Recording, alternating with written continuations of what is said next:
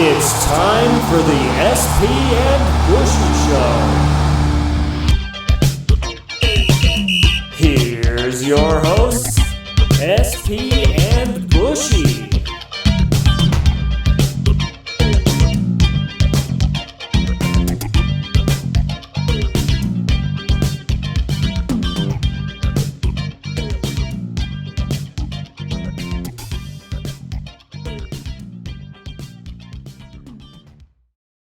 What's up, everybody, and welcome to episode 11 of the SP and Bushy Show. I'm SP, he's Bushy. Bushy, how you feeling? I'm doing great, man. 3 days before Christmas, I got everything done as far as shopping wise. So now just kind of enjoying the holidays as well. I got to ask you though, I've seen it on the hat. What's with the Jaguars hat? You know, I just wanted to make sure everyone in the internet world knew I had this hat before they get Trevor Lawrence and get good again and turn into a team that a force to be reckoned with. I want everyone to know I started the bandwagon back in a couple of years ago when they had Bortles, certainly. But this hat's from the not early or mid to late 90s. So I've had this hat for a while. I didn't just get it last week. I didn't get it when I found out that they're going to get Trevor Lawrence. You know, this is nothing new. I've been rocking the Jaguars hat. Did you get it after 1996 when the Jaguars beat the Broncos? No. Where you're like, oh yeah, I'm a Jaguars fan now. No, I think I got it the following year, 2 years after that. Once the wounds from that game have healed. I remember that game, by the way. I was at that game where they beat the Broncos in 96. I went with my dad, and I had the biggest cry ever after that Broncos loss. The biggest cry.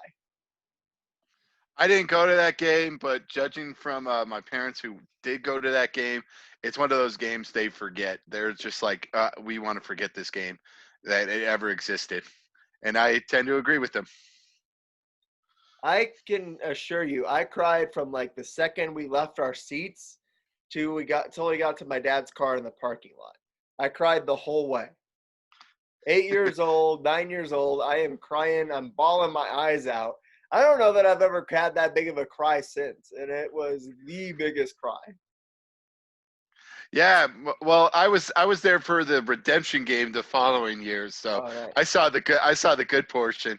I actually rewatched that game during the quarantine, and man, that was a very, very back and forth game. I actually really highly recommend it for you folks to go and try to snuff this out because it's just Broncos took an early 21 lead, and then the Jaguars came storming back, and they stack fumbled. Elway, they got a block punt return for a touchdown, and it looked like that the Jaguars were going to do it the same year. It's going to be deja vu all over again. But thankfully the Broncos running game really took over, and it just they just ran all over the Jaguars in the fourth quarter. Yeah, those Jaguar teams there were really good almost towards the inception of that franchise. You had Mark Brunell, Fred Taylor, Keenan McCardell, Jimmy Smith. They had a pretty solid offense to go with a good defense. And, Tony Baselli, another good offensive lineman on that squad as well. And, they were a fun team to watch unless you were the Broncos in 96 during those late 90s years.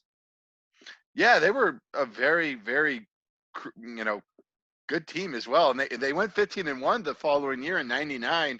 And yeah, they just – they were a very good team. They were. Certainly were. I'm glad I have the hat. Like you said, that game, I got to go back and rewatch it now because that's not one I remember as well. I think I remember them kind of beating up on the Jets and the Steelers in that postseason run. But I don't remember them getting the revenge against the Jaguars. I just remember the cry after the first time when the Broncos got beat by them. I was there for the redemption game, so I'm really happy about that. But yeah, I think it was the first playoff game I ever attended, so that I'm glad I got that one rather than the year before. Yeah, absolutely. Honestly, I would much rather have gone to that game and not gone to the game that I went to. So awesome, man. I mean, Yes. obviously, you have the Jaguars losing. You have the losing badly this week. You have the Jets getting that win against the Rams. You were tweeting about it a lot from the show's account.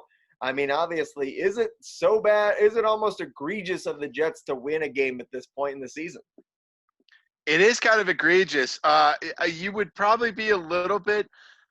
You probably would have taken it a little bit easier if maybe the Jaguars have won a game or have two wins on their belt rather than one win. And really, it was the Jaguars nipping at their heels, and it's just like the Jets had this chance to be okay. Let's get this 0-16 season and let's get Trevor Lawrence. And now they've really kind of screwed up their plans and be like, oh, I don't know anymore now. The question, I mean, obviously, I think if you're a Jets fan, you take the win if you can get it against New England or Buffalo or Miami and get that victory against a division rival, like the Jaguars did in their one win this season. But to get a win against an NFC team that you see once every 4 years, I mean, it's kind of, once again, you almost, shot yourself in the foot by winning this game.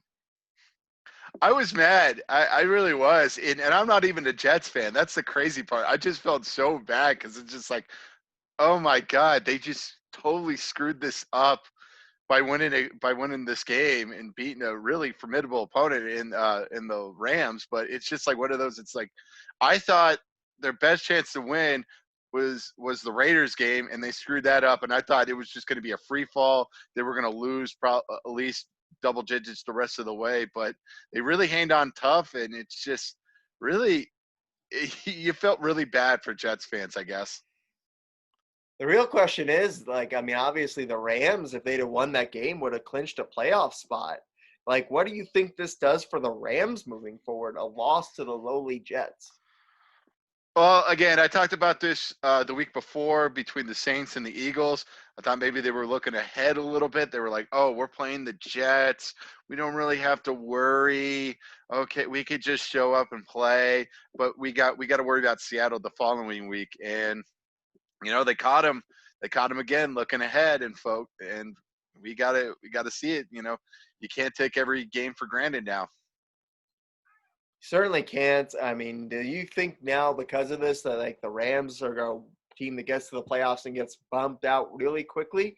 Or do you think that they are a team that it could make some noise in the playoffs and just got caught one week? It really all depends on Jared Goff. I mean, Jared Goff is like an NHL. I feel like he's the equivalent of an NHL goaltender. He takes him as far as he goes. If he's really well and playing really well and doing great, the Rams could be a very very deadly team going into the playoffs. But if he plays like he played against the Jets, they're going to be one and done and out of here. Yeah, obviously. I mean, that was just, like I said, it was just shocking to see the Jets do that to a good team or a team that is very good on paper and the Rams. So that was obviously a crazy thing. And then last night you have the Bengals upsetting the Pittsburgh Steelers. And I mean the Steelers, I mean, we knew that they were a little overrated, but to see them come in and lose 3 straight after going 11-0 to start the season and lose to the Bengals with a backup quarterback, I mean, how bad do the Steelers look right now? I mean, it's starting to become a free fall for the Steelers. They got to win the next 2 weeks, or at least win one of the weeks in order to get that division championship. Because if they lose the next 2 games and the Browns win the next 2 games, the Browns could be NFC North champions, folks. And who would have thought it? At the beginning of the season. Uh, it's crazy to think about. They were really rolling along. They were looking good, and then the past 3 weeks, just something has happened to this team. And it could be maybe declining Ben Roethlisberger. We see it every year with these older QBs. They really start to decline as December hits. And I mean, yeah, like you said, is Big Ben starting to fade a little bit? Is this his last hurrah? I mean, but again, to lose to a backup quarterback in Finley, Ryan Finley, just, I mean, they look terrible. But I mean, if we look at it, and if the Browns win the AFC North, and the Bills have already won the AFC East, I mean, this is starting to feel like 1992. I know it really the Bills first time in 25 years, and the Browns it's going to be the first time in since I believe '94 to to to host a playoff game. So it's going to be a great experience. But it's just unfortunate that they're going to have probably limited fans going to that game if they happen to do host a playoff game. Yeah, I mean, obviously, of course, that would be the luck of the Browns, right? They finally get the chance to host a playoff game. Same with the Bills, who, by the way, congratulations to the Bills. They're really looking strong right now. But once again, if these teams finally get their home playoff game, first time in like 20, 30 years almost, that they are 25, 30 years that they're getting that home playoff game. And of course, it's no fans allowed kind of thing. I know it really is a shame, and it really does feel very shameless, and it's just like, oh, really? Because the Bills Mafia would have been out there tailgating, enjoying it, living the high life. Really, I mean, we would have saw a ton of tailgating photos during that time. And that would honestly be almost like the frozen tundra of Green Bay in terms of like home field advantage. You're going to have a team going up there. I mean, obviously, we saw how big the damage is that this nor'easter did. Like you were talking about feet of snow up there right now, and you're talking about the low temperatures. I mean, a home game for the Bills really could throw off some of these quarterbacks that are used to the warmer weather. Right, but I feel like it's kind of the other way around too for the Bills. Like I feel like they're a team. They feel like kind of a dome team. They're fast and they have good things. If a weather storm really happens, could they succeed in the weather? And we've seen a couple of games this year where they really haven't succeeded in the weather, as we have seen in the past few weeks. So it could be the opposite. They could probably be praying for clear weather. I think they look like a really good team. I think they're hitting their stride at the right time, and they could be a very formidable team going down the line. Obviously, they've already played Kansas City. That was one of their losses. I mean, they put a hurting on the Broncos the other day. Thankfully, I was working the second half of that game and didn't get to watch the second half of it. But I mean, this is a Bills team. You got Josh Allen, looking like the first rounder that he is. And I mean, for him to kind of be making this next step right now, they go into New England. They have Miami next week. The week after that, I mean, this could be a team that really rolls into that 2 seed. It looks like a team that could maybe give the Chiefs a run for their money. They have a good offense. It's going to be interesting to see how they do. Really, if the offense can keep humming for the Bills, and then maybe hold the Chiefs to maybe a couple of times where they get the punt or force them into field goals, that really could be a recipe to maybe defeat the Chiefs and dethrone them as champs. Very exciting. Another exciting game this week I'm excited to see is the Tennessee Green Bay game. You have Tennessee trying to fight for their division title. You have Green Bay trying to remain the number one team in the NFC. I mean, I think this one's going to be a really good fight as well.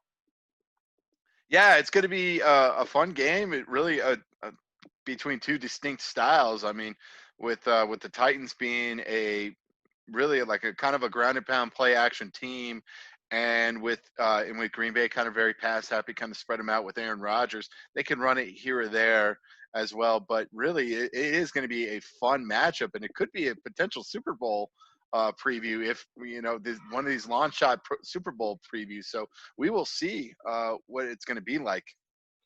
Certainly. I mean, I think Tennessee's a team that could be scary come playoff time as well, just because, I mean, you're getting worn down as the season goes along. And as we've seen even last year into this year, the more worn down you get as a team, the tougher it is to try and stop Derrick Henry, who is just an absolute monster. And I think, I mean, Tannehill looked really good last week as well. I think the Titans are a very formidable team. You have, I mean, I think them against the Colts is a fun race down the stretch. I mean, there's a lot of fun things to watch in the NFL right now. Yeah, a lot better than watching the Broncos play. I could tell you that. And really, it really was a fun weekend slate of games the previous week. Looking back at it, I mean, San Fran Dallas was actually a really good game. Chicago Minnesota went down to the wire as well. Um, yeah, the Tampa Bay Atlanta, just Tom Brady sticking it to the Atlanta Falcons again. Houston Indianapolis was a very good game as well. Same with the Philadelphia Arizona, and then obviously you saw the Jets win the game as well, and then you saw KC cleaning on to defeat New Orleans as well. So it was overall a very very good week, and I'm excited for the next slate of games, and it's going to be weird. We're going to have football 4 straight days this week with Friday on Christmas, and then Saturday, Sunday, and Monday. Yeah, it's gonna be an exciting weekend. And another game you got to talk about. We'll talk about last week's exciting games. The Chargers beating the Raiders in overtime on Thursday night. I mean, it was a great game. Justin Herbert looks really good too, and you got Mariota coming in off the bench. I mean, that was a fun game to watch as well. It definitely felt like one of those games I was going to watch maybe for like a half and see if any team can be here or there. But it really was, yeah, it was a back and forth affair between the Oregon Ducks quarterbacks going, and what a great 48 hours for Oregon with Mariota and Herbert having a quarterback duel on Thursday night, and then Oregon winning the Pac-12 championship on Friday. Very exciting, obviously, for the Ducks. That's why we tweeted out, that it's a ducking good quarterback battle was the tweet that we put out on the show's account between Mariota and Herbert. I mean, it was really good. I mean, I liked that game. I thought it was a fun game. And also one of the memes of the week, at least for me, was the meme of the Raiders stadium and it being like the only place in Vegas where the house loses. Oh man! Oh, and there was actually controversy too with Gruden's hat. The first half he was wearing an Oakland Raiders hat, and then he changed it during halftime to be the Las Vegas Raiders. I mean, he still doesn't. He still likes the Oakland Raiders for some reason. It's okay, he's living back in 02 anyway. If you've seen his coaching, so. What a downfall for the Raiders. Really, it really has been a spiraling month for them. Really, I mean, they should be on a 4-game losing streak. If it wasn't for the miraculous Jets win, they really should be on a 4-game losing streak right now, and really on a tailspin, and really should be cause for concern for Raiders. Yeah, certainly. I mean, obviously, this is a team that looked to be almost a shoo-in for the playoffs a couple of weeks ago. And like you said, they're in the middle of this tailspin. I mean, it's not like it's even been a tough schedule for them. Like, they've lost to, like, these teams that they shouldn't be losing to. Like, they lost to the Chargers, and they lost to Atlanta, and they lost to, like, some of these teams that aren't really that good. And yet they somehow still find a way to beat the Chiefs earlier in the season and then give the Chiefs a game again the second time. So, I mean, I don't know, I don't know what version of this team is the real Raiders, the one that was there for the first 10 weeks or the one that we've seen the last 3 weeks. I think that Jets game probably is the Raiders team that we know, because it was kind of a back and forth affair. They really couldn't stop the Jets really, and again, it took a miracle to beat the Jets. Really, I mean, it's just they had to take a stupid coaching decision, and yeah, I think that's the Jets team or that's the Raiders team that we know. It's very very weird because, but I found out this stat too about John Gruden. Like he's missed the playoffs 7 out of the past I think like 8 seasons he's coached. Right. It's a very very interesting thing to really kind of look back at it. Like, was John Gruden a really good coach? Because he did have success early on, but really after the Super Bowl against the Raiders, for him, it's really kind of gone slightly downhill for him. Yeah, absolutely. It's definitely been a tailspin for him.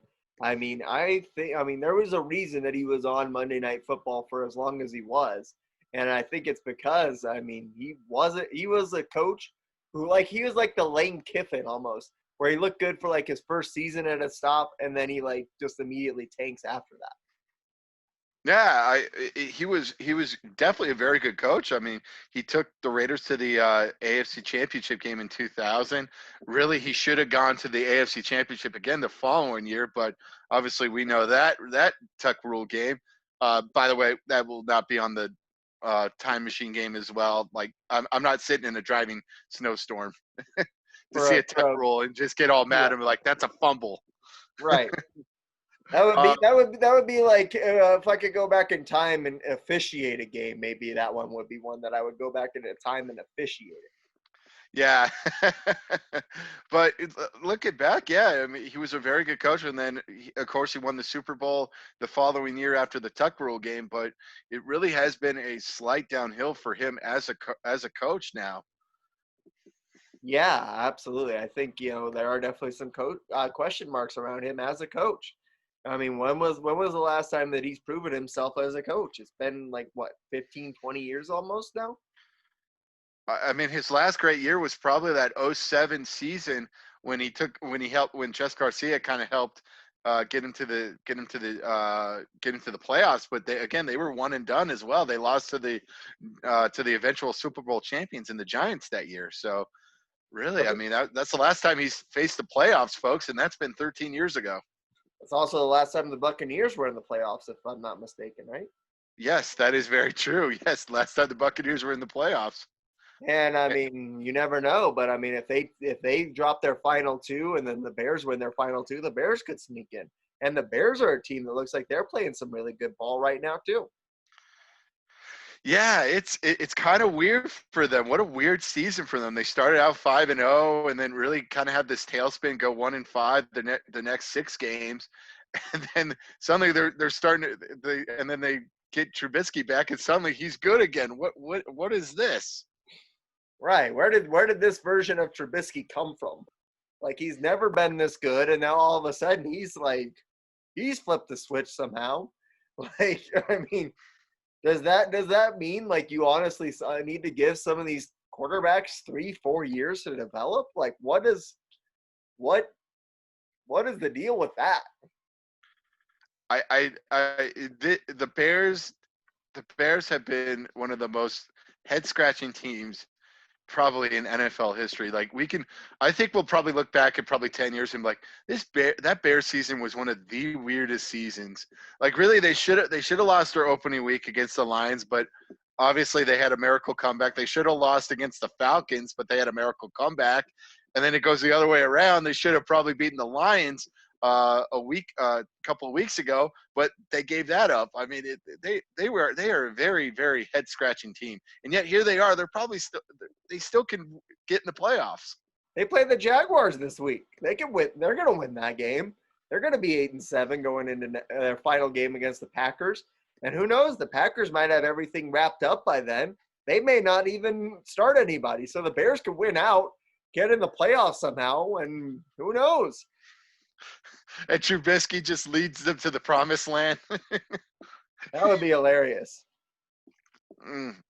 I don't think that's going to happen. I really don't. I don't think that's going to happen at all. But we'll see with the Bears. Who knows? This could be the rug pulled out under a game where they lose and where they lose and the Jets fans are happy again. They got the most amazing Christmas gift ever. Honestly, like at this point, nothing in the NFL season would surprise me. You've had so many crazy things happen in this year. And another crazy one happening right now with the Washington football team, where Dwayne Haskins was caught maskless at a strip club in a social media post. And now, if Alex Smith's not able to go, who knows what's going to happen with Haskins? Is he going to be able to go this week? Who knows? No, they'll just delay the game. Okay, remember they're a division leader. Okay, they'll push the game to maybe Tuesday or Wednesday. Give Haskins plenty of time. Of course. Of course, or however long it takes for Alex Smith to heal up from his calf injury. Yes. So this is the NFL. They will bend over backwards for division leaders, and especially 6 and 8 division leaders. Of course. That division is still so crazy too. I know. I'm looking at the division. The Cowboys still have a chance of winning this if they win the next 2 games, and Washington loses their next 2 games. There's a chance. The Cowboys, you got the Giants in the mix. The Eagles are still even in this thing somehow. Oh God. Oh God. Please no. Although they have looked a lot better though. Like right. So I am kind of curious. Like, it really is. Is this Jalen Hurts thing just one of those? It's the end of the season and he's trying to prove it type of things, or is this like a real deal type of situation? I mean, that's the question. And the question, too, is I mean, Carson Wentz has said that he wants out of there if he's not the starter. Where on earth do you think he could go as a starter? I don't think there's anywhere that I would put him as a starter right now. He doesn't look good. Why not? Denver Broncos just seem to bring in all these, really scrappy, these crappy quarterbacks that had a couple of good seasons and a redemption project again. Right, So, absolutely. I mean, I would be curious if he would like to go to the Colts again. He was with Frank Reich the year he was an MVP candidate before he got hurt. Like Frank Reich was the offensive coordinator, so maybe he could maybe be a rehabilitation project, just kind of sit for a year and then let Rivers finish out his career to next year and then come back. Who knows? Yeah, you're right. That might be the right destination for him. But is that just Frank Wright being a good coach, or is that Wentz being a good quarterback? Because obviously that team was still able to win the Super Bowl with Nick Foles. So I mean, it's not like they lost Wentz and didn't lose a step. If that's the case, that means Frank Wright is a good coach because it really, I mean, the quarterback does make a lot of difference. And yeah, and the fact that they didn't really miss a beat after he left, it's crazy to think about that Eagles team 3 years ago. I mean, really, they're the most dominant team, and now, they're basically they're the bottom of their division, And they're the bottom of the worst division. and they're yes, in the bottom of the worst division in the NFL. So we will see. I'm really kind of curious. I am too. I think it's gonna be interesting. I think it's obviously Frank Wright. I mean, right now he's even got Phillip Rivers humming, and Phillip Rivers, I have always thought has been one of the most significantly overrated quarterbacks in the NFL. I mean, the fact that he wasn't able to win a Super Bowl with LT in his prime and Antonio Gates in his prime and all these other weapons that he's had throughout the years and still hasn't been able to find a way to win when it matters. I think that he is not a good quarterback in my mind. He's a good quarterback statistically, but he's not a quarterback that's a difference maker. Right. He's never won any MVPs or anything, so he doesn't really have a ton of accolades, really, other than Pro Bowls that you can really think of. But yeah, and a lot of these Charger teams were like one and done as well when he was the quarterback. When you look back and think about it, when they were good, Right. yeah, and they would always beat they would always beat like these these formidable teams, or something like that. They would always beat like the Colts or something like that. In regular season. Yeah, but they would always get to like the divisional round and then something just happens, really. I mean, other than his first, I guess '07 is probably been his best playoff run when you really think about it. Yeah. And that's why when we were talking about it on Thursday night with the Charger great quarterbacks, I mean, once again, Stan Humphries is the only one who's led them to a Super Bowl. You can't say that Fouts or Rivers ever did it. I know he's really one of those forgotten quarterbacks. Like he really was a decent quarterback for those Charger teams in the mid '90s. Like again, that went to the Super Bowl.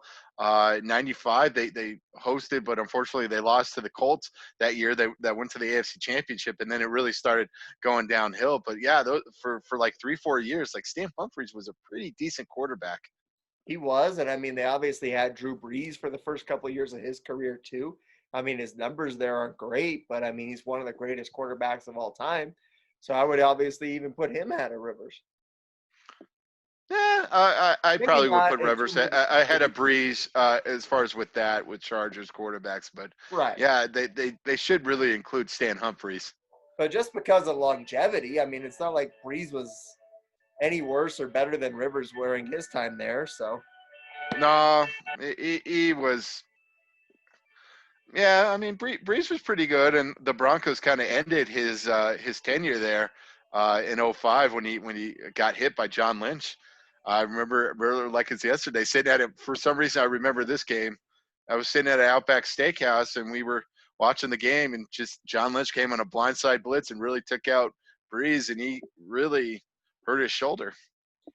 John Lynch is one of the most vicious hitters in the history of football. He's one of these players that really like Steve Atwater, that he could not live in this era. Like, I've seen a lot of his hits that were clean back in the day that are 15-yard penalties today. John Lynch, obviously one of the fiercest hitters of all time. Like you said, a guy who wouldn't have survived in this era. Yeah, him or Atwater. I mean, how many times they probably would have been fined during during their tenure if they played the way they played. Absolutely. It's crazy to see the two of them. Obviously, both Hall of Famers, both legends of their time. And now it's like you see these roughing the quarterback penalties just because a guy got tripped into the quarterback and brought him down by the legs. Yeah, NFL needs to start refining the basically the roughing the passer rule, because it's starting to get ridiculous, folks. Like, I think we all see it in Twitter and be like, you know what, they need to start refining it now. They certainly do. I mean, obviously, like I said, it's I think it's starting. Obviously, you care about player safety, but if a player gets cut blocked into the quarterback, where else is he going to hit him? Is he supposed to get up and then try to let him complete a pass and try to hit him again? That doesn't make any sense. Exactly. And what I hate too is like a guy's trying to deflect the pass too, and they swing their arms and they accidentally hit the helmet, and somehow that's a flag now. So it really, they got to refine a lot of these rules. They really do. Absolutely. It's getting a little soft. Yes, it is. Yeah, we need to toughen up people a little bit. We do. Yes. We certainly do. Now, do you have any more NFL thoughts, or are you ready to rock some college? I'm ready to rock some college. Let's do it. Awesome. Oh, one more thing. Broncos. I don't think it will happen, but they should fire Vic Fangio. I think this Bills game really should be the last straw. And here we go, another 2-year cycle again. Yeah, Vic Fangio to me hasn't seemed like a good leader. He seemed like a good coordinator. And if you're going to put a good coordinator in there, you might as well have gone back to Wade Phillips, who was a better coordinator anyway than Fangio was. Right, and it's just really a lot of his stuff too, as far as with game management. Like, there was definitely a couple of generous spots that the Bills got, and that Fangio didn't even dare to challenge, and it was just like, really, like, this could have been fourth down, and here you are. Oh yeah, Yeah, he's a horrible game manager. I mean, I definitely haven't seen anything from him in the last 2 years that has made me think, oh yeah, this is the guy I want leading this Broncos team moving forward. It's funny. I never thought that we would see a worse game manager than Vance Joseph, but here we are. and he's starting to speak the Vance Joseph, terminology now. I mean, apparently I heard reports that Drew Lock before the Bills game had a great week of practice too, and that the kicker that they brought in for McManus, he had a great week of practice as well. So he's starting to hit the Vance Joseph terminology. The Vance Joseph similar beats. Yes, of how great a week of practice they had. All right.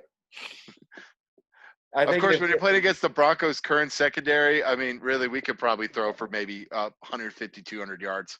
Yeah, I mean, obviously right now, the Broncos are a beat-up team, and I don't think there was any situation where they would have been able to hang with that Bills team that's obviously very good. But yeah, obviously Vic Fangio has no idea what he's doing with general game management. None. And he hasn't seemed like a leader of that team at any point either for me.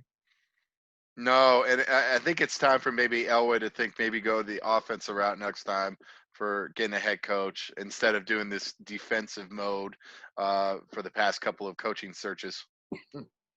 Right. He should make himself the coach.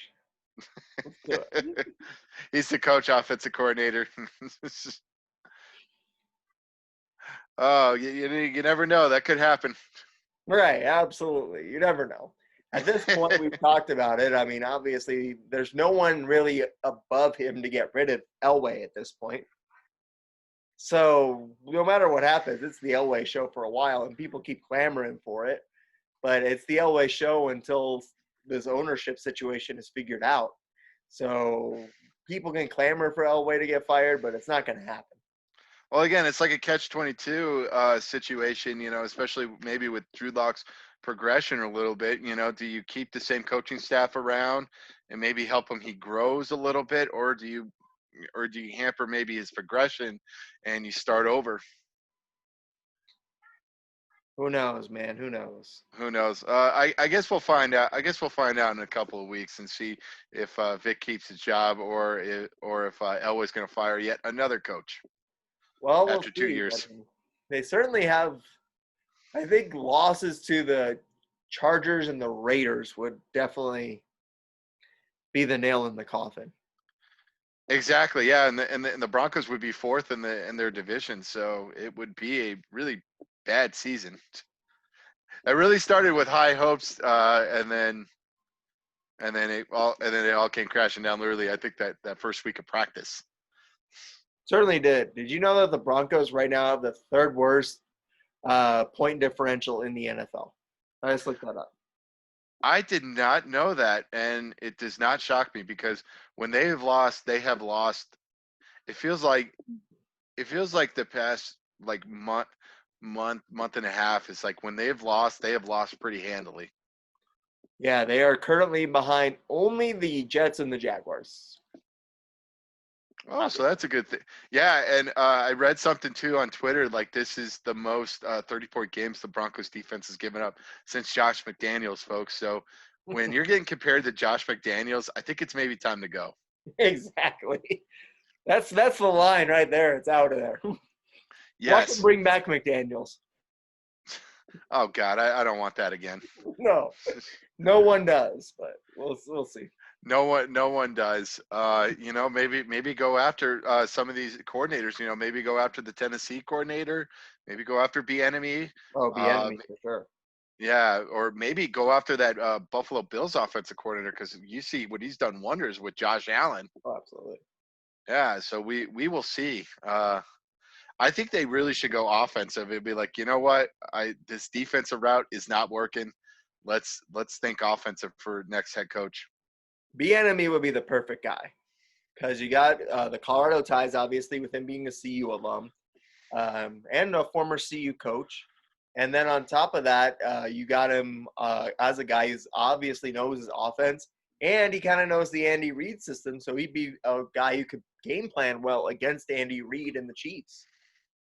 Right, and then I think he really is like a good leader. You can obviously see it with him and in these old footages of like CU games. You can see what a leader he was. I love that we're starting a coaching search for a position that hasn't even opened yet. Let's do it now. Let's start it. It's time. It's time for another clean house, folks. Yeah, absolutely, it really is. Because I mean, you watch the Broncos, and I mean, the Saints game, you can give them kind of a pass, but they got embarrassed by the Chiefs one of the two times. They got embarrassed by the Bills last week. They've been getting embarrassed in some of these games. The Raiders embarrassed them the first. Yeah, time. the Raiders embarrassed them. Yeah, that was the last good rate. Well, maybe not. I mean, the Chiefs game they played pretty good, but yeah. Embarrassed by the Raiders. I mean, but then they find these games where they hung in against Tennessee somehow. Well, that was the beginning of the season, so it's just like everybody was healthy. Right. And Tennessee also hadn't had the time to practice. I think if they played that game today, Tennessee would beat them by 45. Oh, yeah, definitely. Well, maybe that Pittsburgh game probably could be a little bit closer. Yeah, but I think, Ben could have maybe if we were full healthy, I think maybe we could have given Pittsburgh a run for their money maybe this time, but we will see. I'm still trying to figure out how they beat the Dolphins. I don't like it's there's so many up and down teams this year, and the Broncos are certainly one of them. Yeah, but the downs have been really down, though. That's the thing. The downs have been really down. Right. Yeah, and then you have these 1 weeks, where it's like I didn't expect anything from that Carolina game, and they go and have an offensive explosion. Right. And yeah, I didn't expect anything from that Dolphins game either. And here they are. They're they beat the Dolphins. I think it's the Tua factor as well. Yeah, I don't think he's really figured out the NFL. So we got him at just the right week. Yeah, I mean, I was at that Dolphins game. I felt devastated going into it. Like, okay, we're gonna get killed. We're gonna be out of there by halftime, and they ended up winning it. Right, yeah, and I guess you can't, I mean, they beat the Jets. I mean, the Rams can't say that. It's true. And And then they were and then they killed them too. And I mean, it's like you said, it's been like a roller coaster that doesn't take you up high, but then just drops you really fast. right, yeah, and they should have lost that Chargers game. Really, I mean, it took a miracle to beat True. the Chargers as well, and and really, and they beat the Patriots somehow as well. So I don't think that's it's as been big of an accomplishment this year either. Yeah, looking back at it now, it really was an accomplishment at that time. But looking back at it now, it's like, not a very good win. No. Technically, the Bills are the only AFC East team to beat them this year. If they'd have found a way to beat the Bills, they would have swept the AFC East. We would have claimed AFC East champions, baby. Right, exactly. It's just been a frustrating. It's been a frustrating 5 years. So yeah, it's just been a very frustrating 5 years. Like it's really they've been stuck in the mud for 5 years now, and it's really starting to get old. It is. And I mean, they've tried. This is head coach number 3. It doesn't look like it's going to pan out. You've had, 10 quarterbacks now Yeah, that have started for them in that And 5 years. And I mean, it's just there's no consistency, and there's no consistency in the leadership. you know what John always should do to maybe help this as well is do some tampering. Start getting in Trevor Lawrence's ear and be like, "Hey, Jaguars suck. They have nothing. They don't have any skilled positions. Same with the Jets. The Jets suck. And try to pull a John Elway. Hey, I've done this before. I got experience. Don't sign. Don't sign. They'll trade your rights. Yeah, don't sign. Yeah, we'll find a way to get you. And then they trade Drew Lock and who knows who for Drew Lock and Von Miller to the Jaguars for Trevor Lawrence. Yeah, and we'll throw in a first rounder as well, and then I'll take the. Whoever they draft this year. Yes. And with pick number 15 or whatever it ends up being. If they keep losing, it's probably going to be a top 10 pick. It probably will be again. And again, Yeah. How many top 10 picks have they had? I mean, they just keep blowing it. Well, they had one at 18. Right. It's been the even years, yeah. Right. Well, yeah, the past 4 years, yeah, because it's like 17. They were kind of 19. They were 5, obviously 5 in 18, and then 19 they were they were 15. Yeah, they were 20. Yeah, they were 15. Yeah, or actually, yeah, they had the 10th pick. No, it has been. This is almost the 3rd straight year. Yeah, I think they had the 10th or the 11th pick in 19, but they traded down. Right. Yeah, so yeah, it's if Pat Bowlen were still around, Joe Ellis and John Elway, Vic Fangio, it would have been a clean house, folks. Right. He's rolled over in his grave so many times from this season. It's crazy. Yeah, he's like, what are you doing? Just he needs to come in like a Christmas Carol, be like a ghost or something like that to really get into Elway's ear. They'll be like, oh, I think it's time to get done. John Elway gets visited by the ghost of Christmas past and Pat Bowlen. That would be yes. That might be it. That might be what needs to happen. Yes, come on, we're getting in the holiday spirit. Why not? Let's have this once proud franchise. See, that's what I think that's the thing that's just so frustrating for us because we have grown up to accustomed to winning. I mean, 30 years. I mean, really, the Broncos have always been like one of these prominent franchises as we were growing up, and heck, even in our mid 20s as well, they were a prominent franchise that you respected a lot, and they got respect, and now they're really a down in the dumpster franchise in the NFL. Right. There's a reason I'm wearing my Jaguars hat right now and not the Broncos hat. True. All right. Now let's talk some college football. You got your Final Four teams. You got Notre Dame, Clemson, Ohio State, Alabama. What are your thoughts on these 4 teams? I mean, it was predictable. You saw it. Really, it really would have taken like maybe a Clemson shellacking. Really, they would have if they would have won maybe like 55-10 to maybe kicked Notre Dame out. But really, it's interesting. I mean, Notre Dame's getting fed to Alabama to the Wolves, so we'll see if maybe Notre Dame puts up a fight for a half or so. And really, it's going to be probably another Clemson Alabama showdown again. Yeah, I would be stunned if we saw anything other than that. Yeah, it really. I mean, it's funny like thinking about it with Ohio State. Like they were talking a lot. A lot of these analysts that was watching the game, and it's just they were talking about how really we shouldn't blame Ohio State with the schedule because they had 3 cancellations. Well, 2 of the 3 cancellations were their fault. It wasn't the other team's fault. If it was the other team's fault, yeah, we could give them the benefit of the doubt. But when 2 out of the 3 games were your fault, they should have maybe have gotten punished a little bit for I having agree. that. I think so too. I think they should have gotten punished more.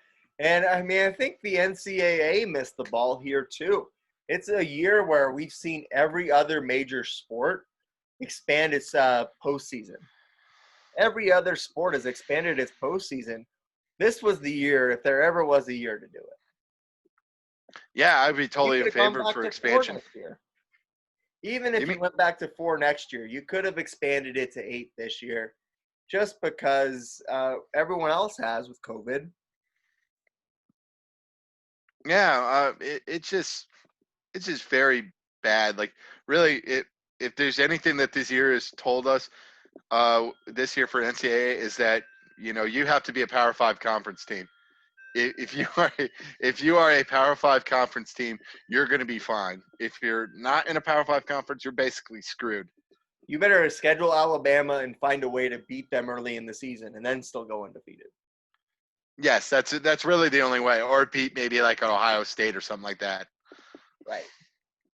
And it's just like really like Ohio State. Like I don't know what's with this team. Like when they have to play somebody good, like they don't. They've gotten past these games, but they haven't looked good against Well, these really good teams. And I'm really kind of curious what they're going to be like going into Clemson because really, I mean, Justin Fields has really have not looked really decent all this year. they're going to lose by 30. It does feel like one of those, yeah, where it's like, yeah, where like Clemson like just destroys them, and and it's like we are left scratching our heads like, why was Ohio State even in this discussion? Trevor This does Lawrence, have a making of it.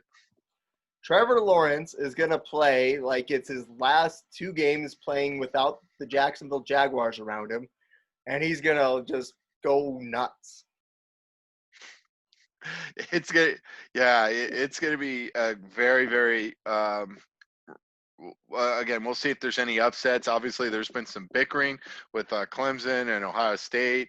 That with Ryan Day with the post game with kind of the post game kind of chatter, and then obviously Dabo putting Ohio State in at 11 in his coaches pool. So we will see.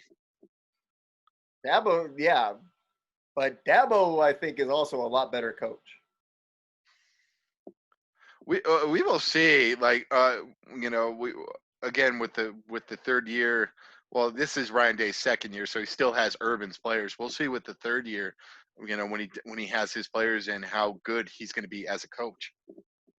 And if you look at Clemson in the games that Trevor Lawrence has played versus the ones that Trevor Lawrence didn't play in, it's obviously a huge difference in terms of what they do against teams and how close those games are. And Trevor Lawrence doesn't play in close games. I'm sorry. He lifts the team up. I mean, really, that defense really did not look good the 2 games he was out, but when he came back, Clemson was back. Like he must lift up this. I guess he's a defensive coordinator or something because he really lifted up that team. Like I said, he's going to play that game like it's his last game, not playing for the Jaguars or the Jets. Yeah, he's definitely gonna take it really hard. And this is definitely going to be an interesting time for like the Bulls, especially for these games, because there's really not a lot of time preparation compared to as years past. Because really, you have 3 weeks to maybe a month to play, to kind of set up. While with this time, really, you have 2 weeks, and that's it. Yeah, I think that's going to be interesting to see. I mean, we've seen, obviously, for the past however many years, these coaches have almost a month and a half sometimes to prepare for a bowl game.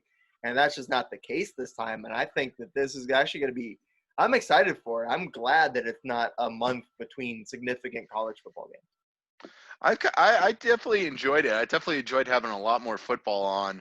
Uh, Usually right around Christmas time, when compared to you just get the NFL games and then a really crappy bowl to really kind of fix your appetite. But yeah, it was fun having all those games on Saturday.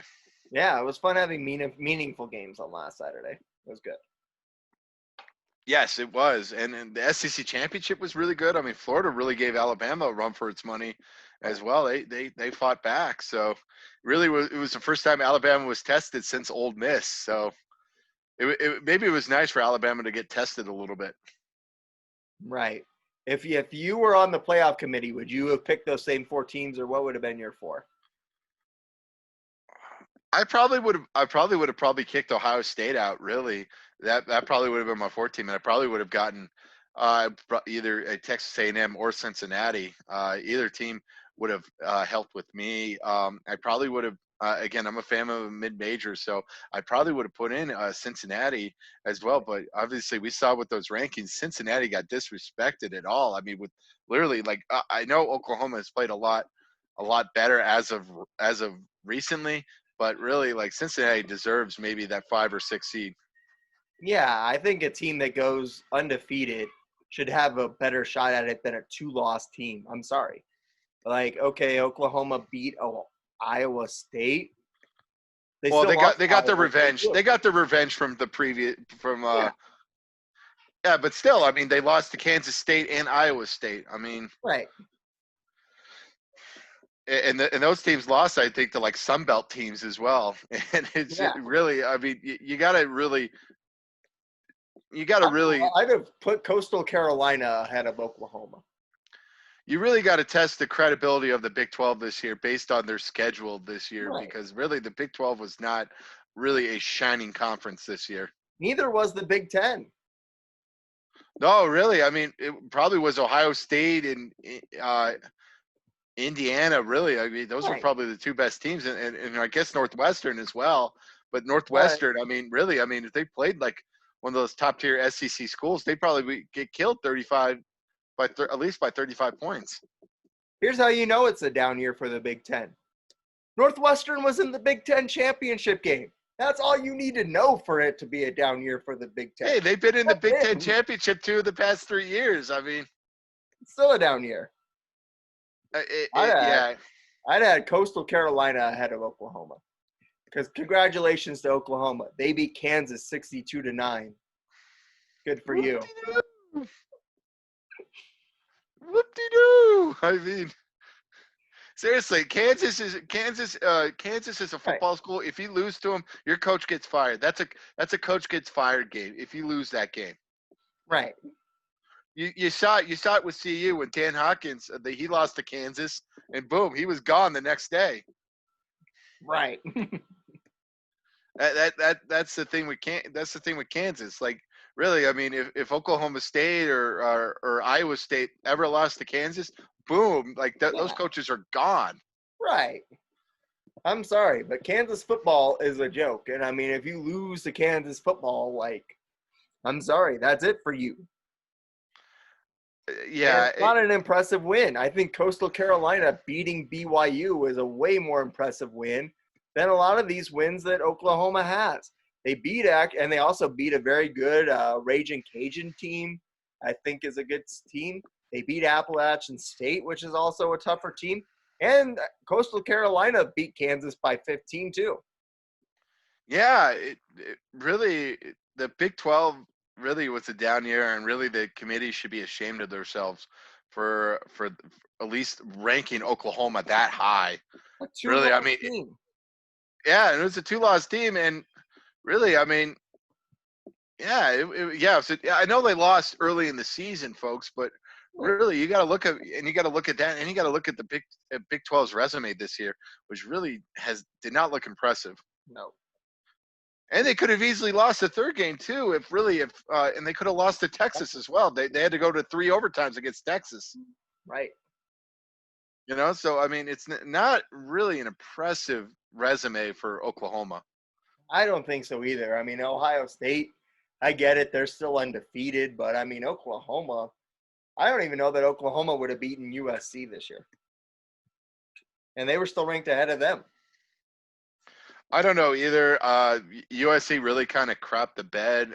Really, the Cinderella got the rug pulled out under her with USC, because I thought it looked like one of those potential. Oh, great, USC's going to win again, close. Really, I mean, USC really hasn't been like that impressive, and they've won a lot of close games where they had to come back. But yeah, really, they probably could have hanged with Oklahoma as well. Right. I mean, like I said, you have some of these teams that, I mean, like I said, if there was ever a year for an expanded playoffs, this was it, man. Even if we did have an expanded playoffs, I still wouldn't put Oklahoma in if I was part of it. Right. If I was part of the committee. Yeah, no, I wouldn't have put Oklahoma in. And that's the problem, is that the committee would have put Oklahoma in instead of an undefeated Cincinnati team. I mean, San Jose State's undefeated too. Yeah, and they won the Mountain West, and they beat right. Boise State for the first time. Right. Like, I mean, you have all these teams that, I mean, all you can do is beat the teams that are in front of you, especially this year because of COVID. You weren't allowed to schedule any non-conference games. So show me who's the best. Let's finally find out who's the best. Like, can these mid-majors hang? They went undefeated. They at least have an argument to be there. Yeah, I would have loved maybe like a Cincinnati-Ohio State matchup, Right. Right. Ryan Day against Luke Fickell. Like, right. It would have been a fun game to be a part of. Exactly. Like, I mean, especially like I said, with COVID, there wasn't any scheduling flexibility. So, like, strength of schedule this year is basically moot because you played who you could play and you played who you could play in your conference. So, I mean, once again, I think this was the year that they needed to expand it to 8 or give me 16. But don't give me this nonsense of a 2-loss Oklahoma team being ahead of an undefeated Cincinnati team that's beaten more ranked opponents than Oklahoma did. Right. Yeah. I mean, Oklahoma, like, it really was their only ranked team they beat. It's probably been Texas, and that's bad. And they beat Oklahoma State too, and Iowa State. Yeah, true. But I mean, they lost Iowa State earlier too, so right. It wasn't like both teams. Yeah. Right. Cincinnati beat a ranked Army team, a ranked SMU team, and a ranked Tulsa team. That's 3 ranked wins, so basically the same number of ranked wins. But they also beat teams that were ranked this season, like Memphis was ranked, I believe, at one point, and they beat the ever-loving heck out of them. They beat SMU by 30. That was a ranked team. I mean, they've beaten ranked teams decisively. Yes, it really is a shame. It really is a shame. I mean, it's just another kick to the gut to Cincinnati sports. Really, like the fact that they went undefeated and won their conference, and they can't even get into the top 5 of the college football playoffs. I think they should do what UCF did and claim a natty this year. Yeah, just claim the natty. Be like, yeah, we beat them all. I mean, if obviously they have to beat Georgia, but if they beat Georgia, you got to claim the natty. It's a game they could probably win. Again, it's like Georgia again hasn't played in. It doesn't feel like they haven't played in forever. Right. So they could maybe catch up on this team. I think Cincinnati probably wins that game, and I think you do claim the natty, and I'll buy a Cincinnati national champions hat. I'll get that instead of my Jaguars hat. I'll get that T-shirt as well. Yeah, give me the T-shirt. The Bearcats. I think it's just like that, and it's like I always like Luke Fickell as a coach. I think he's a really good coach, and hopefully some of these one of these big programs actually does offer him a big job. I mean, really, if I'm Michigan, I probably would fire Harbaugh and try to get him. Oh, It'd be like, you know what, you know what, instead of trying to beat the man, let's be the man. And let's try to get like an Ohio State product, really, and an Urban Meyer disciple. Rick Flair, to be the man, you got to beat the man. I know. It's And just if you bring in the man, you can maybe beat him. yes. And maybe change the culture instead of trying these let's get Michigan men type of things. Right. Because that's just really just old school method. Yeah, unless Tom Brady retires and takes over at Michigan next year, I think you better get on the horn to Luke Fickell. Absolutely. Yeah, and have him compete because he knows he could probably try to get a lot of these Ohio kids that are looking at Ohio State be like, hey, come to Michigan. Right. Because he would know how to recruit. He certainly would. And that's 90% of the battle, my man. That is 90% of college football or any college sport is how good of a recruiter you are. Absolutely. Because that's how you get to be Dabo Swinney and you get to be Nick Saban. Because you recruit good and you recruit really good consistently. Yeah, and you have success for a long stretch of time, and a lot of these players do want to be on a successful team. So we will see about that. I really wish they would fire Harbaugh, but it doesn't look like it right now because I think they would have done it if that would have happened. I think they're waiting until they have someone exciting to name. If they can't get anyone exciting to name in his place, they probably aren't going to do it. Hey, come back one more year, Jim. You're fine, right? Right. Oh, yeah. Yeah. I am sad, I mean, football's coming to an end, though. I mean, we're having college football seasons wrapping up. NFL playoffs are starting, so it's like, oh man, like football's starting to end. It certainly is. And one more thing before we leave the recruiting thing, even the school I work for here at the D2 level, our coach, John Riston, he's been coaching great at the D2 level for a long time because he recruits well and he's been able to be successful. So I just wanted to throw another shout out his way Right. Before we moved on. Yes, but again, I'll get my hopes up again. Basketball, NBA starting, even though we trash on it. Hey, it's good to have sports on TV, and then hockey starting up in a couple of weeks as well. So it's going to be a very, very exciting time, and college basketball seems to be in full swing as well. So It is. It's an exciting time. It felt like college basketball finally got into full swing for me last week when I was actually working a college basketball game. That was kind of like, okay, it's official now. Yeah, and I've actually been watching a couple of games here or there on TV. So, yeah, I'm very excited for the conference season. Right, and now it's obviously bowl season, so we got to talk about some bowls. And I think you said you had a quiz for me, though. Yes, I do have a quiz. All right, I'm going to quiz you. You got to ask me if these bowls are real or fake. Okay, Mm-hmm. I got a good amount. All right, hit me. All right. First, it's going to be kind of easy for you. I think the Kraft Foods Fight Hunger Bowl. I think that's real, right? That is real. They played in San Francisco a couple of years at Petco. So it was weird, yeah, because they had the infield and like both teams were on the same sideline. So it was very, very weird. All right. That one I know. That one's real. Yes, that one is real. All right.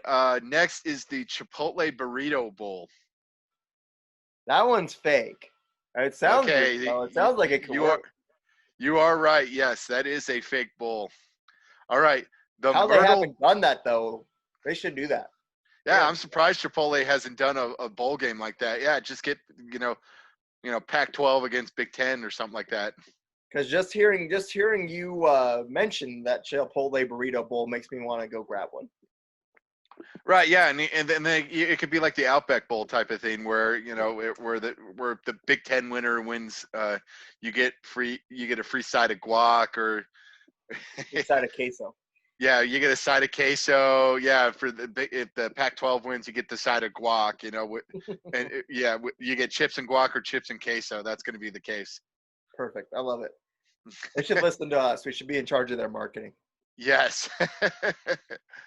All right. Next on the bowl, the Myrtle Beach Bowl. I only know that it's real because because I was going to talk to you about it. Okay. Because I was preparing for like our second half of this where we're going to preview some bowl games. So I know that it's real, but It is real. The Duke's Mayo Bowl. that's fake. That's got to be fake. No, it is a real bowl, and we're probably going to be talking about it. It can't be It is real. a actual real bowl. It is played. It is played on December 30th. Oh, I can't wait. It is an actual bowl. Do both sides get free mayo? Yes, I believe so. I had no idea this was a sponsor. So Oh wow! I just looked it up. Yeah, I can't wait for that. I knew I was gonna get you on that one. You thought, oh my God, this is totally a fake bowl, but it's an actual real bowl. I had to double take it myself. I'll be like, this is a real bowl? Like, what is going on? And it's a sign that there are too many bowls, and we just need to expand the playoffs. If Duke's Mayo's got a bowl, Yes. All right, the is that Cheez-It even Bowl. on shelves? I've never even seen Duke's Mayo. I feel like it's one of these, like, it's like Belk, It's like one of these, like, places that it's like a regional thing. Belk makes helicopters, don't they? What? Doesn't Belk make helicopters? No. Okay. No, Belk is like I don't know, it's kind of like a Target or something like that. All Yeah, right. yeah. Remember like the Belk Bowl, and I'm like, what the heck is this Belk? Same with like Beef O'Brady's. I'm like, there's not a Beef O'Brady's in like 500 miles from where I live. Yeah. All right. Learn All something right, new every day. All right. Next on the list, the Cheez-It Bowl. I think that's real, isn't it? This year? Yes, that is a real bowl. I think somebody's playing in it. Someone's got to Yeah, be. Someone's in the Duke's Mayo Bowl, I'm too. very excited. Ooh, this may be a very exciting, maybe a bowl to watch coming up for the Cheez-It Bowl. Next is the Auto Nation Cure Bowl. Auto Nation Cure Bowl? Yes. I'm going to go with real. You are right on that. Yes, Auto Nation Cure Bowl. Yeah, I think it's still going on right now. Oh, is that the one that's on right now? I don't know. No. No, it's the famous Idaho Potato Bowl, baby. Okay, I'm sorry I'm missing that. Between Nevada and Tulane, I think we're good. Yeah. All right, the Planters Nut Bowl. I think that's fake. That is fake. Yes, I made that one up. It sounds real though. You almost had me with that. I know. I tried to find some ones that I'm like, man, that does sound like a bowl. It Like, sounds that real. does sound like a bowl game. Honestly, if I wouldn't have been preparing for a bowl conversation today, I would have definitely gone real on that, I think. All right. Next, the Poulin Weed Eaters Independence Bowl. I gotta go. I know the Independence Bowl is real though, so I gotta go real.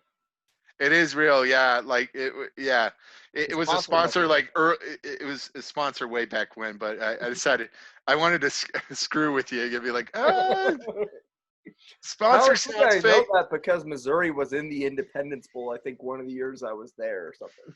Yeah, I wanted to kind of screw you a little bit, but like, oh, the sponsor sounds fake, but the bowl sounds real. Right. All right. Next is the Precor Home Gym Bowl.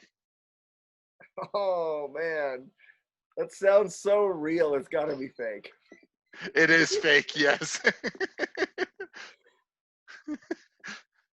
Oh man, I should be in charge of the NCAA. I could have got these awesome sponsors. Oh yeah, the Peloton Cycle Bowl. I can't wait for it. Oh, that is a great bowl. Yeah, between the WAC and then the ACC or the American Conference. This year it will be between the WAC and a 10-loss SEC team. Yes. Oh no, it was CU who was in the CU against Alabama in the Independence Bowl, and Missouri was in it against 1 year against North Carolina. So that's how I know it. All right, next on the list, the 1-800-Flowers.com Bowl. Ooh. Real fake. You are right. Yeah, it is a fake bowl. It does. Again, it's like I'm getting you. Man, this sounds really real. I thought it was real for a second because 1-800-Flowers, I think, was a huge sponsor for like Mike and Mike in the Morning or one of those flower delivery services because they know his guys were going to mess up and we're going to need to order the girl flowers. So I think that's why that they've done that. So it, honestly, like I just took a shot in the dark guess on that one. Yes. You lucked out on that one. It was luck. All right. Next on the list is the Samsung Remote Bowl. That's gotta be fake. It is fake. I thought that was fake. I don't know. Mostly because I just didn't see Samsung getting in the bowl game. I think they were a sponsor, but not like their own bowl. Right. All right, next, the Bell Helicopters Armed Forces Bowl. I think it's real. That's real. You are right. Yeah, it was real. A lot of like the service academies play that game, so it's like, yeah, it's like usually like if they weren't good enough, but they were good enough for a bowl, they would always stick them there. Right. I think that like a 6-6 Air Force team was in that one a lot. Yeah. Yeah, it's always if Army, Navy, or Air Force was always like 6-6. You just stick them in there. Right. All right, next, the Buffalo Wild Wings Bowl. I know Buffalo Wild Wings is sponsored bowls, but I don't know, like, did they have their own bowl? Yeah. I'm going to go real? That's real, right? Yeah, it was real. It was real for a few years, but yeah, it was real. And then last but not least, the R&L Carriers New Orleans Bowl.